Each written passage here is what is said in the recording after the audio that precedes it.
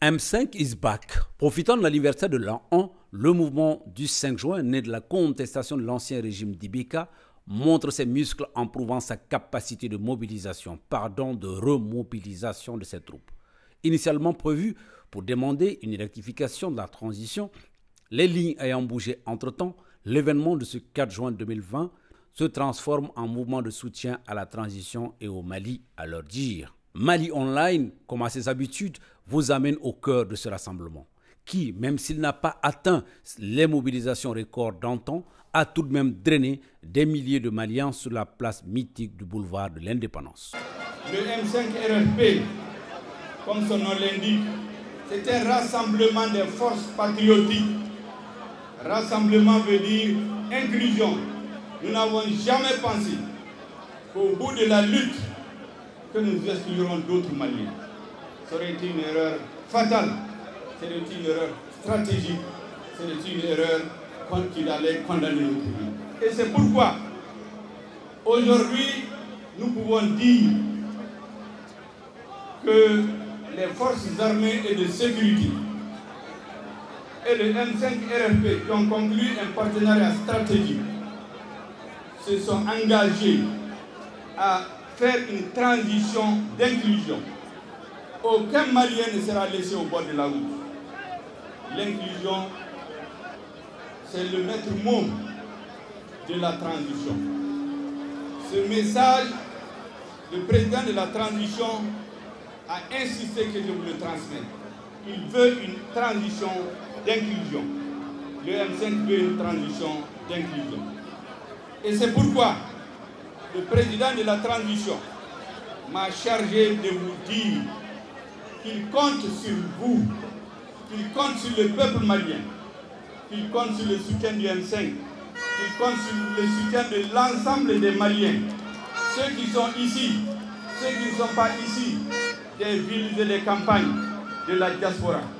Nous ferons tout notre possible ensemble pour que la transition réussisse. Nous ferons de la politique au sens noble du terme. J'ai l'habitude de dire que la politique, c'est l'art de réaliser ce qui est possible et de rendre possible ce qui est nécessaire. C'est la compréhension que nous faisons de l'action politique, pour réhabiliter le politique, pour réhabiliter l'action politique, pour réhabiliter l'homme politique.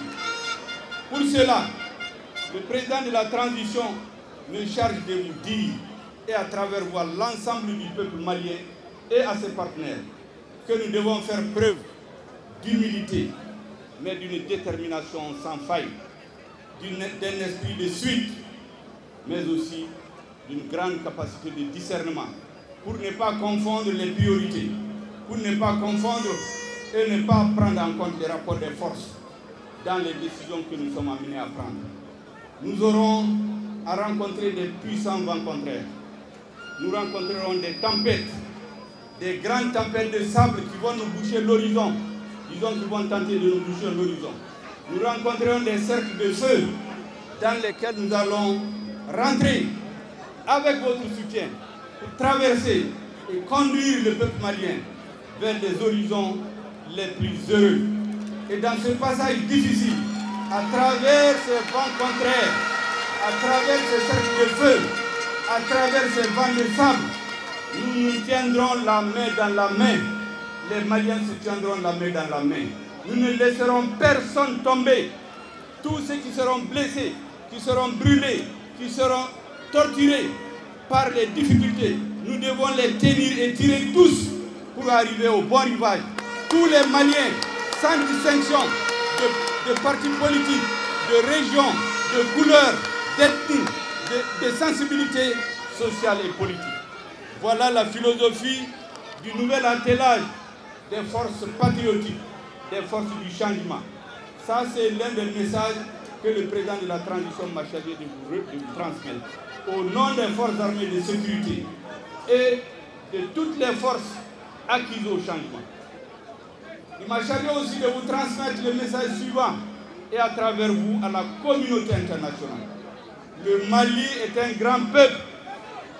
Le Mali n'est pas un peuple d'ingrats. Le Mali a été toujours au secours lorsque sa contribution a été nécessaire. C'est ici, à cette place, que le président français en 2013 a dit qu'en intervenant au Mali, la France payait une dette. Parce que des Maliens se sont battus pour libérer la France.